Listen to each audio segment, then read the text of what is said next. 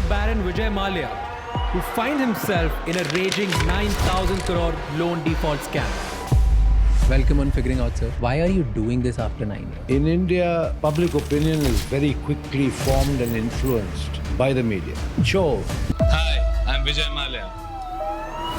So it's not just huge, it is humongous. Nothing else comes close. Kingfisher is a class apart. Vijay Mallaya case. You were the biggest airline in the country. Welcome aboard Kingfisher Airlines. India's biggest airline. Going to be there amongst the best airlines in the world. What went wrong? So I went to Shri Pranab Mukherjee, then Finance Minister of India. I have to downsize this airline. I was told not to downsize Kingfisher at that time. You continue, banks will support you. That is how it all started. Kingfisher Airlines has been forced to suspend. Thank you for doing this. And my objective of this whole podcast is going to be that I want to know your side of story. There are so many things that we have heard. There are so many things which are probably right or wrong. I don't know what's going on. And I think apart from me, there are millions of Indians who want to know the same thing. You're highly talked about. I also feel that there are so many things which people have just heard and started building their own narrative about you. So I wanted to, out of inquisitiveness, curiosity, and B, out of a responsibility, I wanted to take this forward. So thank you so much for doing this, and thank you for giving us an opportunity. And the best thing which I really liked about this is when you came here and you said, I'm ready to answer everything which you want to talk about. I don't think many people give that opportunity. So thank you for doing this. But the first question is, why are you doing this after 9 years? There are thousands of people who must have reached out to you over the years. Why all of a sudden the need after 9 years that, okay, I'll say yes. And yes to us. Why? Very good question. Nice place to start. For the last 9 years, I have been the subject of a vicious, relentless trial by media in India, who, as you have rightly pointed out, have created so many narratives, negative narratives about me, that I have become a lightning rod of public anger, being abused, called names. And that was very unfortunate, both professionally and personally. So rather than try and take on this huge Indian media machine, I just prefer to keep quiet. Now, times have changed. And I can't help but recalling that when President Trump was inaugurated, in the first press briefing by the White House press secretary, she said that a few seats were now going to be reserved for the very first time for people who represented new media or social media. I didn't even know that a podcast existed, let alone understanding what a podcast really meant, until you told me and explained it to me in a manner that I got quite excited about, because here is my opportunity to not only answer your questions, but to say things that I truly feel would never, ever have been truthfully reported by the legacy media, particularly in India. That's why I'm here. Why do you think nobody cared about hearing you then? In India, it's strange, but public opinion is very quickly formed and influenced by the media, more importantly by sensationalism. I still remember the anchor of one media channel in 2016 shouting and screaming on the television, saying, Vijay Mallya, I want to see you in jail clothes. I want to see you eat jail food with an image of me in, in jail attire. What for? I always wondered what for. Subsequently, chor, paisa loot ke bhag gaya. Kya paisa? Kya loot? Nobody bothered to step back and think.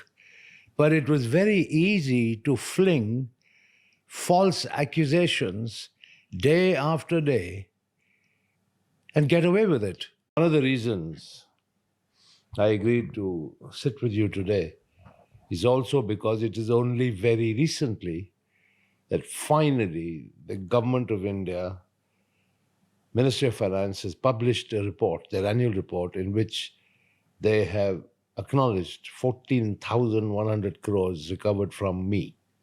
Of course, this was following the finance minister's statement in Parliament. And the legacy media can't argue with that anymore. They can't put any spin on it anymore. The Debt Recovery Tribunal gave a judgment debt of 4,999 crores, not by Vijay Maliya, borrowed by Kingfisher Airlines, of which Vijay Maliya was one of the guarantors. So what is the DRT judgment debt? 4,999 crores plus 1,203 crores unapplied interest. Okay, which means notional interest that the banks had not even booked. Forget that. The total of the unapplied interest and the principal was 6,203 crores. Okay? And I was the guarantor.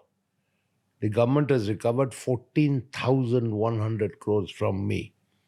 Right? Now, if I had done chori, if I had duped the banks, where does this all add up? Till very recently, there was absolutely no official figure of recovery. Right? So everybody, the legacy media in particular, wrote whatever they wanted. Right? And I was in no position to contradict. Today, after the government of India has acknowledged the recovery of 14,100 crores, I think it's my turn to ask them what they have to say about it. Because you say that a lot of things about you are false narrative.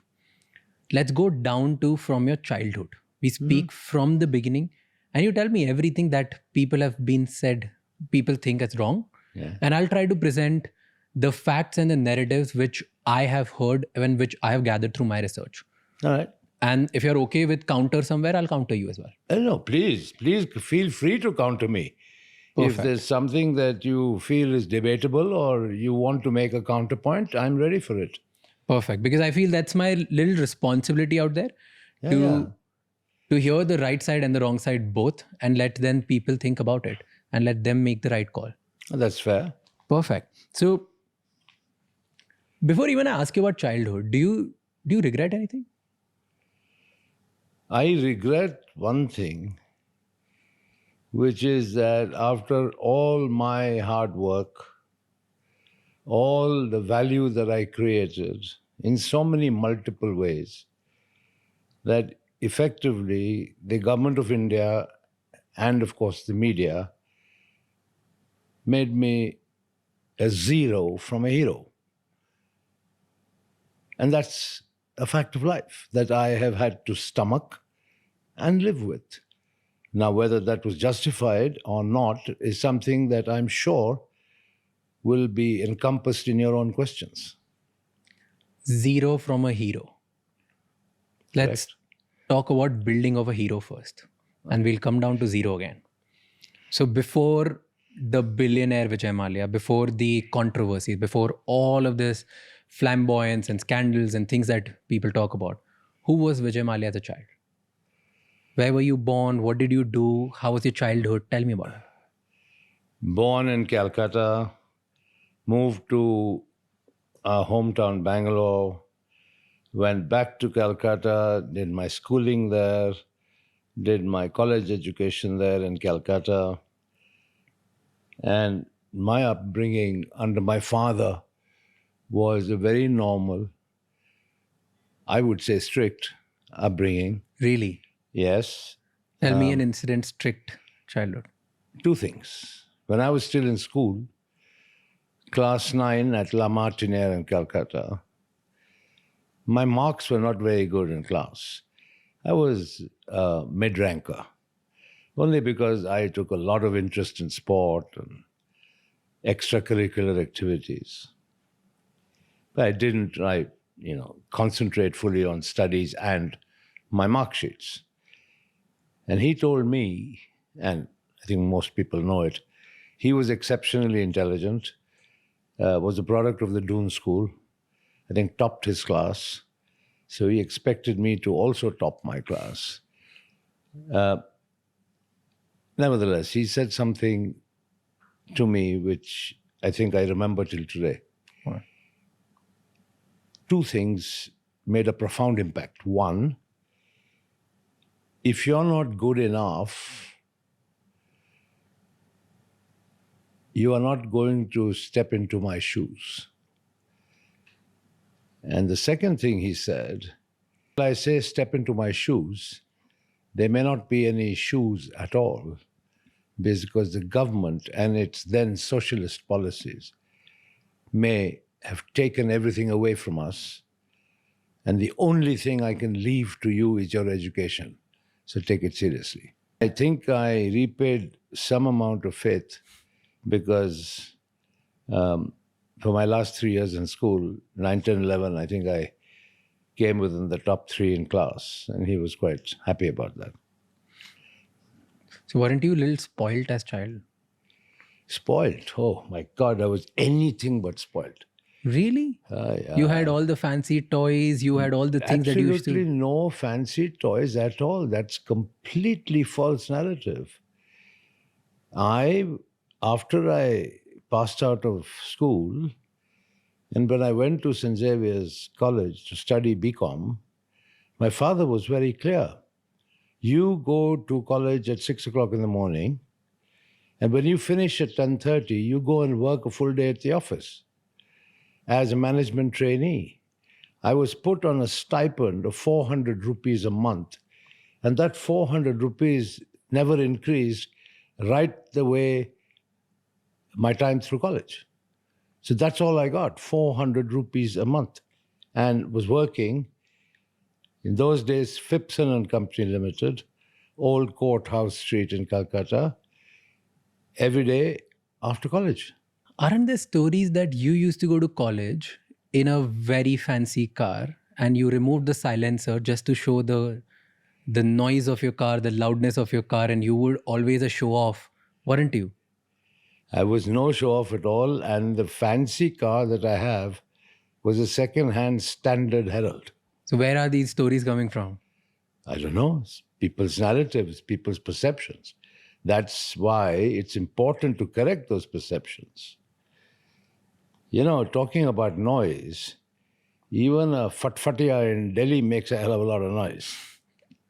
You don't have to drive a fancy car to make a noise down the street. So you are telling me that all these stories of you having a